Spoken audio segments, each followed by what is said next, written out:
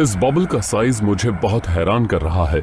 हमें इस गैस में जो होल दिखा है उसकी चौड़ाई करीब 10 लाख मिलियन लाइट ईयर्स है।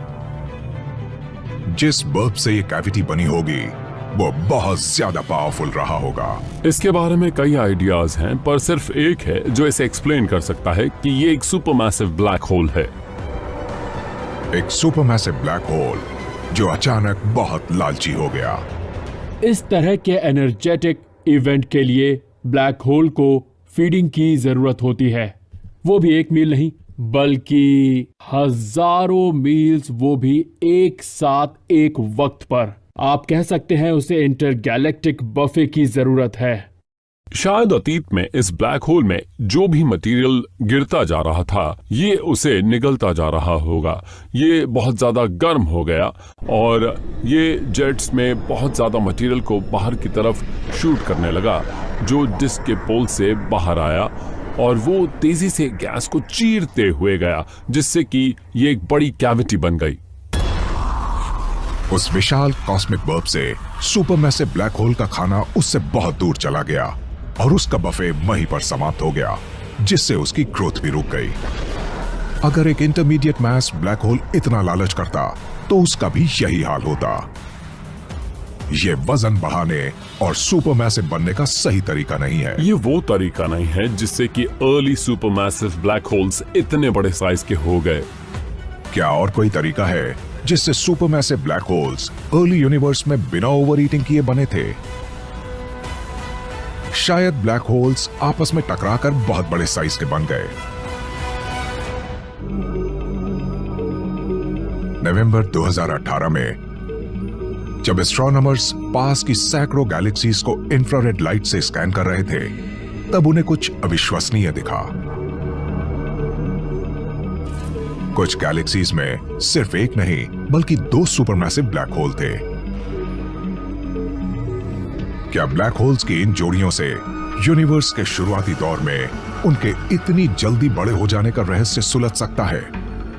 वो इंफ्रारेड इमेजेस जिनमें गैलेक्सी के सेंटर में एक सुपरमैसिव ब्लैक होल की जोड़ियां थी, वो कॉमन नहीं था। और सच में उन इमेजेस को देखकर मैं पूरी तरह हैरान रह गया। सुपरमैसिव ब्लैक होल्स की ये जोड़ियां इसलिए मौजूद हैं क्योंकि 2 गैलेक्सीज मर्ज हुई थीं। अब तक हमने यूनिवर्स के बारे में जो समझा है वो ये है कि गैलेक्सीज शुरुआत में छोटी होती हैं और बाकी गैलेक्सीज से टकराकर बड़ी बनती हैं, तो एक दूसरे के आसपास चक्कर लगाती हैं और भयानक हमला करती हैं। वो बहुत खतरनाक होता है। जब गैलेक्सीज मर्ज होती हैं, तब सेंट्रल सुपरमैसिव ब्लैक होल्स भी मर्ज होते हैं। वो एक दूसरे से टकराते हैं और कंबाइन होकर एक बड़ा ब्लैक होल बनाते हैं। Galaxy scale mergers supermassive black holes के लिए सबसे अच्छे ग्रोथ मैकेनिज्म में से एक हैं। शायद अर्ली यूनिवर्स में स्टेलर या इंटरमीडिएट मास के ब्लैक होल्स कई बार मर्ज हुए होंगे। वो इतने भारी हो गए होंगे कि अंत में वो सुपरमैसिव हो गए होंगे। हमें नहीं पता कि अर्ली यूनिवर्स में सुपरमैसिव ब्लैक होल मर्जर्स कितने कॉमन थे, पर हमें लगता है कि वो आज से ज्यादा कॉमन थे क्योंकि तब गैलेक्सीज बहुत पास थी। आज हमें जो सुपरमैसिव ब्लैक होल्स दिखते हैं, उन्हें बनाने में लाखों मर्जर्स हुए होंगे, जो अपने आप में काफी मुश्किल रहा होगा। अगर इतने सारे मर्जर्स हुए होंगे, तब एक बात बिल्कुल हैरान कर देने वाली है। हमें अब यूनिवर्स में जो ब्लैक होल्स मिलते हैं, वो सभी या तो स्टेलर मास के या सुपरमैसिव हैं। आप ऐसा समझ सकते हैं कि सुपरमैसिव ब्लैक होल्स छोटे ब्लैक होल्स के मर्ज होने से बनते हैं, इसीलिए हमें छोटे से लेकर बड़े ब्लैक होल्स मिलने चाहिए, पर ऐसा बिल्कुल नहीं है। हमें इंटरमीडिएट मास ब्लैक होल्स नहीं मिलते। मेरा सवाल है कि 10,000 सोलर मास और 1,000 सोलर मास वाले ब्लैक होल्स कहां हैं? पर एक और प्रॉब्लम है। हमने कभी एक सुपरमैसिव ब्लैक होल मर्जर होते हुए नहीं देखा। हमने सुपरमैसिव ब्लैक होल को मर्जिंग की तरफ बढ़ते देखा और हमने वो ब्लैक होल्स देखे हैं जो मर्जिंग कर चुके हैं, पर कभी उन्हें ऐसा करते नहीं देखा। जब सुपरमैसिव ब्लैक होल्स मर्ज होते हैं, तब वो एक दूसरे के आसपास घूमते हैं और जितना करीब आते हैं उतना तेज होते जाते हैं। पर उन्हें मर्ज होकर एक सिंगल ब्लैक होल बनाने के लिए उस एनर्जी को खोने की जरूरत है जिसे ऑर्बिटल एनर्जी कहा जाता है। सुपर मैसिव ब्लैक होल्स के मर्जर का मतलब है कि उन्हें एक दूसरे के पास आना होगा और इसके लिए उनके ऑर्बिट्स को डीके होना होगा और इसके लिए ऑर्बिटल एनर्जी को लूज करना जरूरी है। एनर्जी लूज करने के लिए मर्ज हो रहे सुपरमैसिव ब्लैक होल्स आसपास के स्टार्स के ऑर्बिट्स को डिस्टर्ब करते हैं, जिससे वो अपने पाथ से भटक जाते हैं। तो एक ऐसा स्टार जो बहुत छोटा है और जिसका मास हमारे सन के बराबर है, वो अगर ऐसे दो ब्लैक होल्स के बीच आ गया तो उसे सीधा गैलेक्सी के बाहर पूरे फोर्स के साथ फेंक दिया जाएगा और फिर वो कभी नजर नहीं आएगा। जब भी सुपरमैसिव ब्लैक होल्स एक स्टार को बाहर निकालते हैं, उनकी कुछ ऑर्बिटल एनर्जी कम हो जाती है और वो और भी करीब आ जाते हैं। जब वो सभी स्टार्स को बाहर निकाल देंगे तो कुछ बचेगा ही नहीं। अब मर्जर रुक जाता है। आइस स्केटिंग करती हुई किसी जोड़ी की तरह दोनों सुपरमैसिव ब्लैक होल्स जितना हो सके एक दूसरे के आसपास चक्कर लगाते हैं, लेकिन वो साथ नहीं आ पाते। हो सकता है ये दोनों ब्लैक होल्स ऐसे ही एक दूसरे के आसपास अरबों सालों तक चक्कर लगाते रहे हों। इसे कहते हैं फाइनल पार्सेक प्रॉब्लम। 1980 में एक रिसर्च पेपर था जिसमें इस प्रॉब्लम के बारे में लिखा गया था कि सुपरमैसिव ब्लैक होल सिर्फ एक दूसरे के पास 3 पार्सेक या 3 लाइट ईयर्स पर आ सकते हैं, पर वो एक दूसरे से मर्ज नहीं हो सकते। हमारा मानना है कि सुपरमैसिव ब्लैक होल्स को मर्ज होना चाहिए। हमें पता है गैलेक्सीज मर्ज होती हैं, तो अगर ब्लैक होल्स मर्ज नहीं होते तो हमें कई ब्लैक होल्स यूनिवर्स में दिखते, पर ऐसा नहीं है। हर गैलेक्सी में एक ही ब्लैक होल होता है, तो वो मर्ज कैसे होते हैं? साइंटिस्ट्स यूनिवर्स की शुरुआत की रहस्यमयी फोर्सेस पर भी स्टडी कर रहे हैं। क्या पहले सुपरमैसिव ब्लैक होल्स का साइज किसी इनविजिबल फोर्स ने बढ़ाया?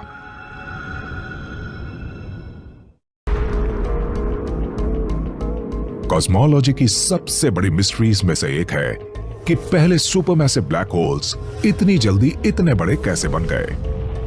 हमें लगता है कि मर्जर से हमें इसका जवाब मिल जाएगा। हम ये भी जानते हैं कि सभी ब्लैक होल्स फीडिंग से बड़े होते हैं, पर हमें और क्लूज चाहिए। अर्ली यूनिवर्स की ऐसी कई चीजें हैं जिनके बारे में हम नहीं जानते।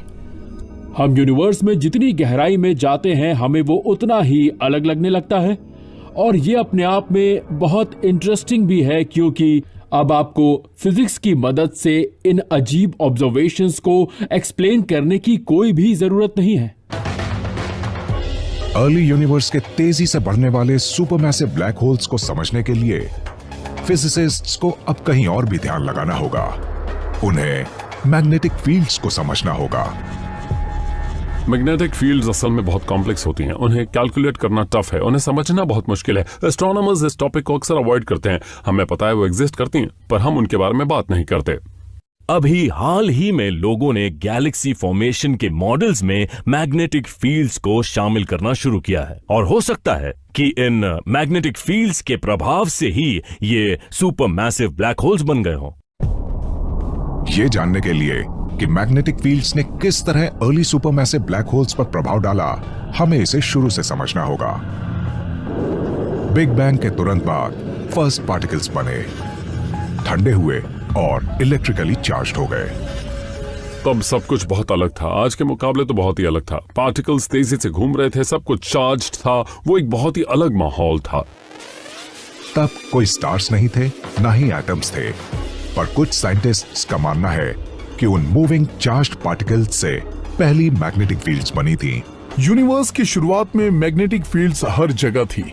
वो मैग्नेटिक फील्ड्स बहुत ही लंबी दूरी तक एक्सटेंड रही होंगी, बिल्कुल अर्ली यूनिवर्स को कवर करने वाले एक बड़े वेब की तरह। कितनी कमाल की बात है ना।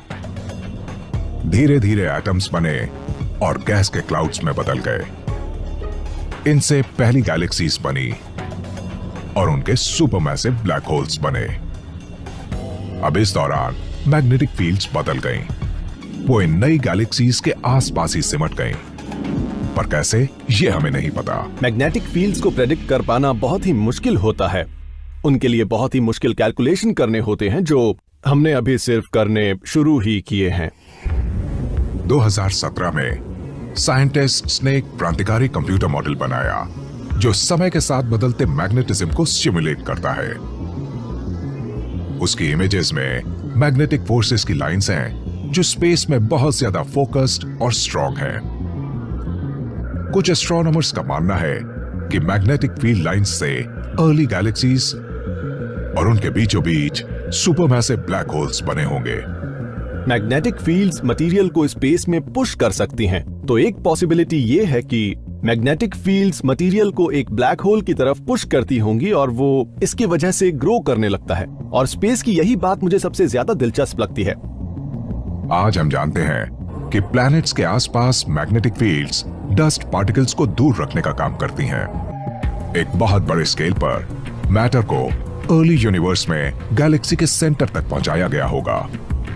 क्या उन अर्ली गैलेक्सीज की मैग्नेटिक फील्ड्स वो स्ट्रीम्स थी जिनसे ज्यादा से ज्यादा मटेरियल अंदर की तरफ गया और हो सकता है उससे एक बहुत बड़ा ब्लैक होल बन गया हो? साइंटिस्ट्स यूनिवर्स के शुरुआत में मैग्नेटिज्म के प्रभाव को समझने की कोशिश कर रहे हैं, पर यह उन कई वजहों में से एक होगा जिसने अर्ली सुपरमैसिव होल्स को बनाने में योगदान दिया।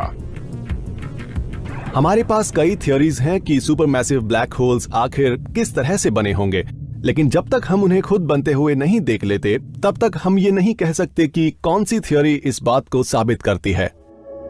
शायद कोई और ऐसी वजह है जिसके बारे में हमने सोचा भी नहीं है, जिससे ये अर्ली सुपरमैसिव ब्लैक होल्स बहुत कम वक्त में बहुत बड़े बन गए। उम्मीद है एक दिन यूनिवर्स के ये मॉन्स्टर्स अपने राज का पर्दाफाश करेंगे। सुपरमैसिव ब्लैक होल रिसर्च मुझे सच में बहुत कमाल का लगता है। ये बहुत ज्यादा कूल है।